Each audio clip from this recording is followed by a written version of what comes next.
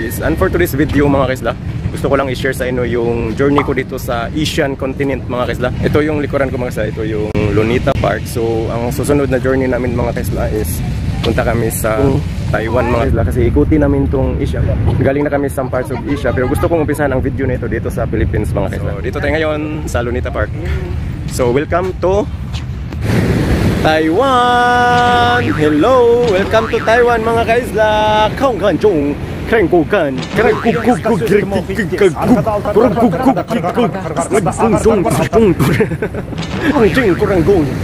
So mga kaisla, isalin ko sa salita natin, no?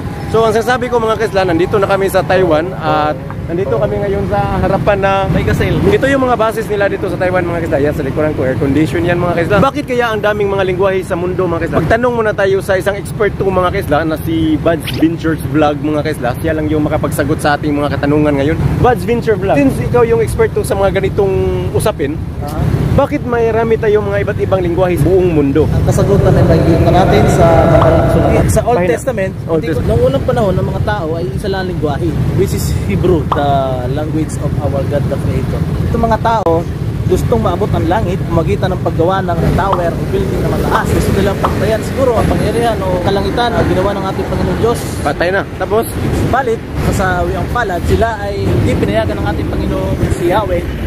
Mga sila ng tore na napakataas. Kala nila maabot nila ang langit eh. Sabi nila, gawa tayo ng building na kasitaas ng langit para maabot natin ang Diyos. Parang ganun ba ang nakalagay sa madalang kasulatan? Patay.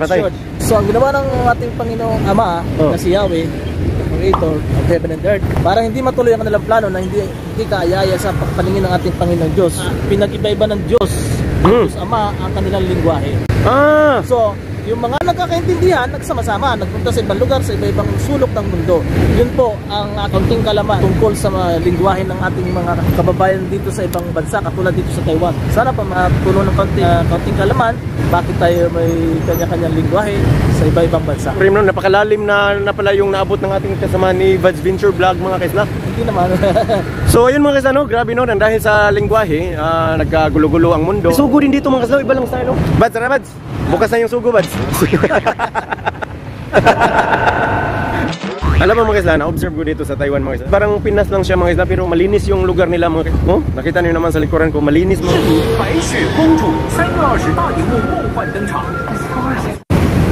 So tingnan nyo around dito sa Taiwan mga kaisla.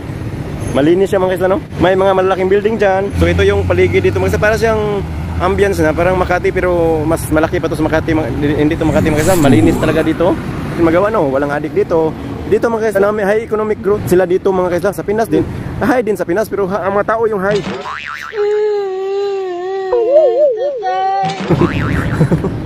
So dito mga kaisla, no, daming 7-Eleven mga kaisla. 7-Eleven is life talaga dito mga kaisla.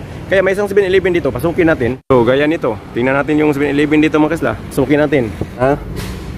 Ano, automatic ang 7-Eleven dito. Mga presyuhan din dito mga kaisla. Iwan ko, piso ba to or anong ibig sabihin nito? Easy shop daw pero mahirap to. So mga kaisla, may nabilihin natin to, pero hindi ko alam yung presyuhan mga kaisla. May ano dito.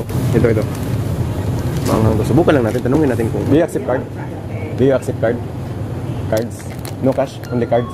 No? Only cash? I don't know. Hindi mo siya makintindi ng ano ba siya?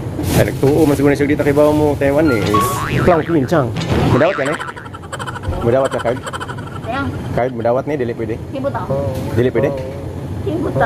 Card? Yeah, this one.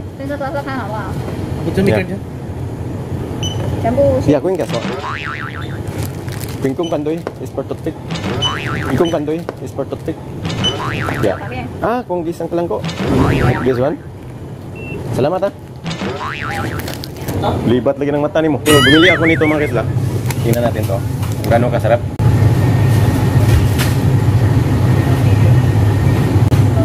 Buwang. Di man din yung buwang ng bugnaw. Grabe, bumili ako nito. Hindi ko nabasa. Parang tea pala ito mga kaisla na malamig. May ramen siguro dito. May ramen te? Ramen? Ramen cup noodles? Noodles? Ramen. Ramen. Noodles. Kanang hang ba? Na? Wala ramen? Ano ba? Chong. Kain. Ramen. Ramen. Chap chow. Chap. Ha? Ramen. Na? Pansit. Yeah, ramen. Sample. Where? Sample bis. Ramen. Murag ina ni ba? Pareha ni. Ramen. Chowchi. Kimchi. Ah, sige. Search Google. In Taiwan. Translate ko eh. You have translator. Yeah. Ramen. Kimchi.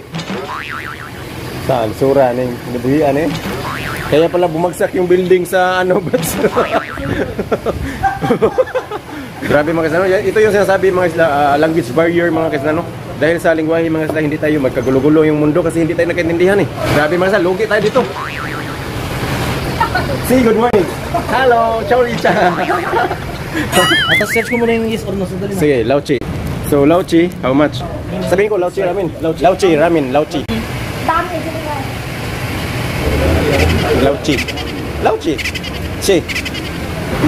Shidi. Sarni. Tusaw nagaramen. Miss, tusaw nagaramen. Yeah, nagaramen. Tusaw. Yes. Tusaw. So dito mga kaisla, may easy shop dito. Pero mahirap bumili dito sa easy shop nila kasi hindi kami nagkaintindihan. So tusaw nagaramen pala to. Grabe pala to. Tusaw lang pala yung magkano yung nagaramen daw. Ang ibig sabihin, tusaw nagaramen. Tusaw lang pala. Bumili ako ng gamot, pampagaling ng sakit. Binigay pampalala. So ang lingwahe nila dito mga kaisla is Mandarin language mga kaisla. Manasgot.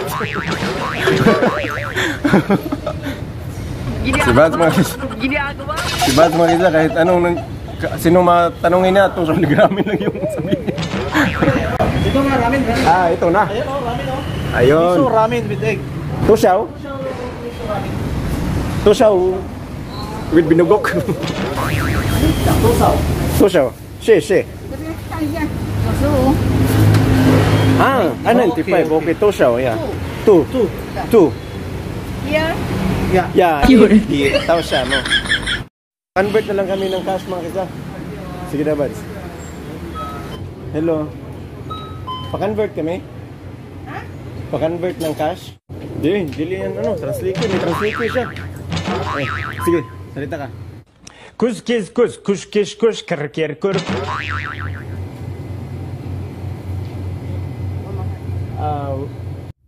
Kus kiss kus kush kish kush kar ker kur kul kel kul kilin kıska söz kim okuyup tez. Arkada altar kar var kırkada kırgar. Surat, English.